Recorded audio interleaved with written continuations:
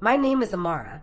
I'm 34 years old, and the text message that destroyed my family arrived at 6:47 in the morning while I was making my father's breakfast.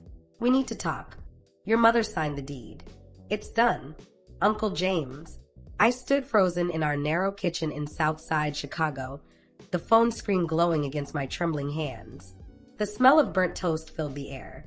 Outside, August rain hammered against the windows of the two-flat building my grandparents had purchased in 1968, during the height of the civil rights movement. The same building my father had promised would stay in our family forever. The same building that, according to this message, no longer belonged to us. I'm Amara Bennett, daughter of Robert and Diane, younger sister to no one, and for the last 12 years, the only one who stayed. My older brother Marcus moved to Los Angeles the week after college graduation, chasing a music production career that never quite launched. My older sister Keisha married a corporate lawyer and relocated to the Atlanta suburbs, visiting maybe twice a year, always with complaints about the neighborhood going downhill. I'm the one who chose to stay in the 3-bedroom apartment on the second floor. The one who moved back in after Dad's stroke left him partially paralyzed on his right side. The one who adjusted her work schedule at the Southside Community Health Clinic so she could drive him to physical therapy every Tuesday and Friday. I'm a nurse practitioner. I understand the body's capacity to heal, but I'm still learning about its capacity to betray. My mother, Diane, lived on the first floor. After Dad's stroke 3 years ago, their marriage quietly fractured, not with screaming or lawyers, just with silence and separate living spaces in the same building. She claimed she needed her independence. Dad claimed she needed her secrets. I didn't want to believe him. Our family property was more than just brick and mortar. It was history. My grandfather, Samuel Bennett, bought this building with money he saved from working double shifts at the steel mill. My grandmother, Ruth, cleaned houses in the wealthy North Shore suburbs to help make the down payment. They raised 5 children here. They hosted Sunday dinners that lasted until midnight, with neighbors flowing in and out, sharing stories and struggles. When they passed, the building was left to my father, the eldest son. It was understood, unspoken but solid as stone, that this place would remain ours. But something had been shifting in my mother's eyes over the past year. Late-night phone calls she'd taken her locked bedroom. Visits from Uncle James, my father's younger brother, that lasted hours behind closed doors. Paperwork she'd shuffle away whenever I entered the room. I asked once. She smiled and said, "Just handling some estate details, baby. Nothing for you to worry about." I should have worried. My father's sister, Aunt Lorraine, was the only person I trusted with the whole truth. She lived 40 minutes west in Oak Park, in a beautiful graystone she'd purchased after retiring from 30 years as a high school principal. Aunt Lorraine had a way of listening that made you feel heard, not judged. She wore her silver locks wrapped high, her reading glasses perpetually perched on her head, and she never sugar-coated anything. The afternoon I received Uncle James's text, I drove straight to her house.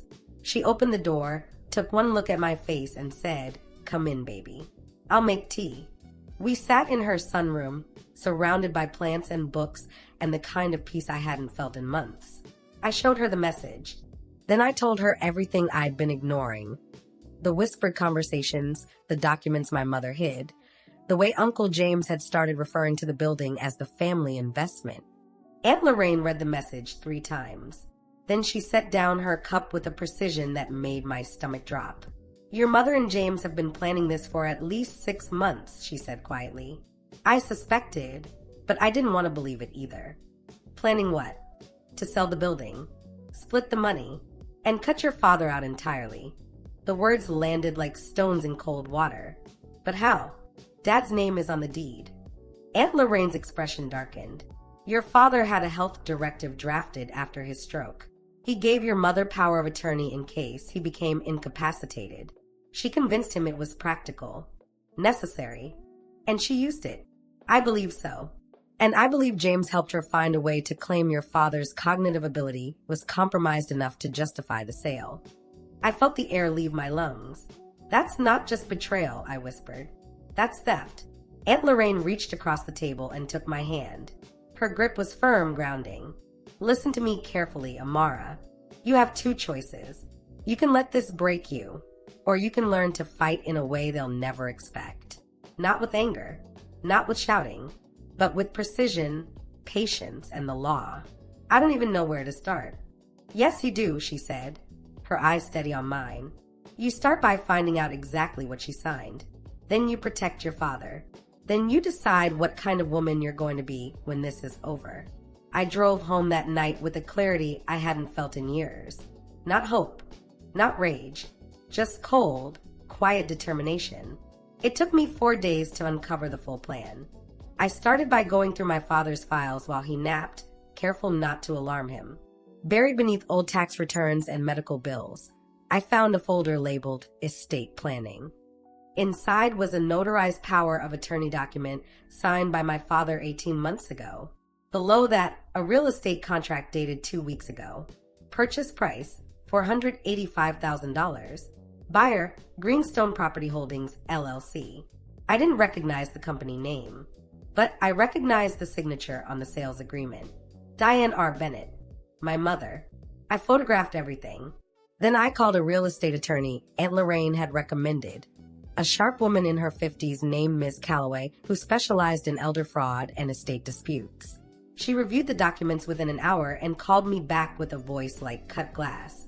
Your mother used the power of attorney to authorize the sale, but there's a problem.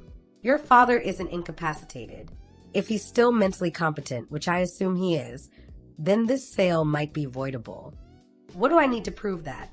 Medical records, a cognitive assessment from his doctor, and testimony from people who interact with him regularly.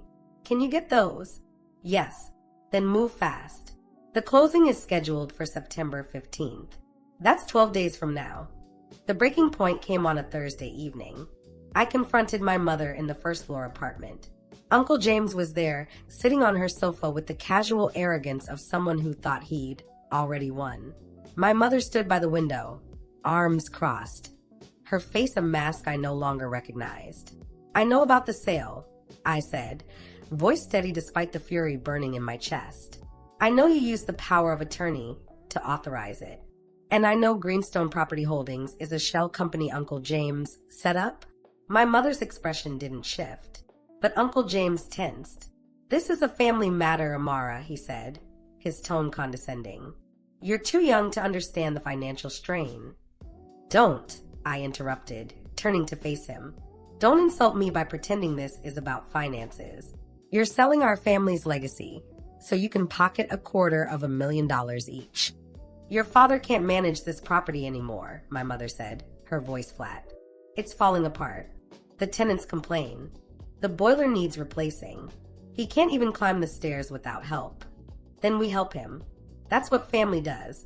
You don't get to lecture me about family, she snapped, and for the first time, I saw something crack in her composure. You have no idea what I've sacrificed. You're right. I don't, because you never told me. You just went behind everyone's back and decided to erase everything Dad's parents built. Uncle James stood, his face flushed. Your father agreed to this. No, I said, pulling out the medical assessment I'd obtained from Dad's neurologist that morning. He didn't, because according to Dr. Okafor, Dad is fully competent. His cognitive function is intact, which means Mom used a power of attorney she had no legal right to activate.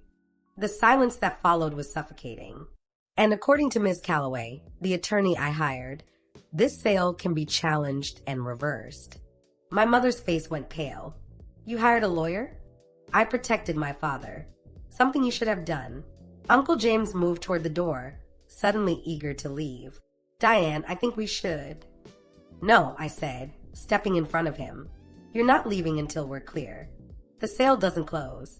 You return any deposits, and you both stay away from my father's finances. Permanently. And if we don't, Uncle James said, trying to sound threatening. I met his gaze without blinking. Then I file a formal complaint with the Illinois Department of Aging for financial exploitation of a vulnerable adult. And I make sure every member of this family knows exactly what you tried to do. The sale was canceled 4 days later. Greenstone Property Holdings withdrew their offer after Ms. Calloway sent a letter outlining the legal challenges they'd face. Uncle James stopped returning my mother's calls, and my mother, for the first time in years, had to sit across from my father and explain what she'd almost done. I wasn't there for that conversation. I didn't need to be. Aunt Lorraine was, though. She told me later that my father cried, not out of anger, but out of grief for the woman he'd loved for 37 years and no longer recognized. They didn't reconcile. My mother moved out 3 weeks later, renting a small apartment in Hyde Park. The divorce papers were filed quietly without drama. My father signed them with a steady hand. 6 months after everything unraveled, I stood in Aunt Lorraine's kitchen, helping her prepare Sunday dinner. She was teaching me her recipe for sweet potato pie, the one my grandmother used to make. Her hands moved with the same confidence I was learning to carry. "You know what I'm proudest of," she said, rolling out the dough with practiced ease. "What? You didn't become bitter. You became stronger." I smiled, feeling the truth of it settle into my bones. "I had a good teacher." "You had a good heart," she corrected. "I just reminded you to use it." That evening, I enrolled in a family law certification program at the University of Chicago. Aunt Lorraine's guidance had shown me something I'd never considered before. I could use my voice not just to heal bodies, but to protect the vulnerable from those who would exploit them. My father still lives on the second floor. I still make his breakfast, but now on weekends, I also volunteer at a legal aid clinic, helping families navigate elder care disputes. I never spoke to Uncle James again. My mother and I exchange brief, polite messages on holidays. There's no warmth there, but there's also no pretense. Some relationships don't survive the truth. I think about betrayal differently now. It's not always loud. Sometimes it's quiet, methodical, disguised as practicality or concern. Sometimes the people who hurt you most are the ones who taught you what love was supposed to look like. But I also learned this. You don't have to be cruel to be strong. You don't have to scream to be heard. And you don't have to carry the weight of someone else's choices. I protected what mattered. I honored my family's history. And I walked away from the people who couldn't do the same. That's not revenge. That's self-respect. And some mornings, when I'm sitting on the front steps of the building my grandparents bought with their calloused hands and relentless hope, I feel them with me. Not in some mystical way, but in the simple fact that I chose to fight for what they built. I chose to stay when it would have been easier to leave. I chose truth over silence. And that choice, more than anything else, set me free. Tell me where you're listening from, and don't forget to subscribe for more stories.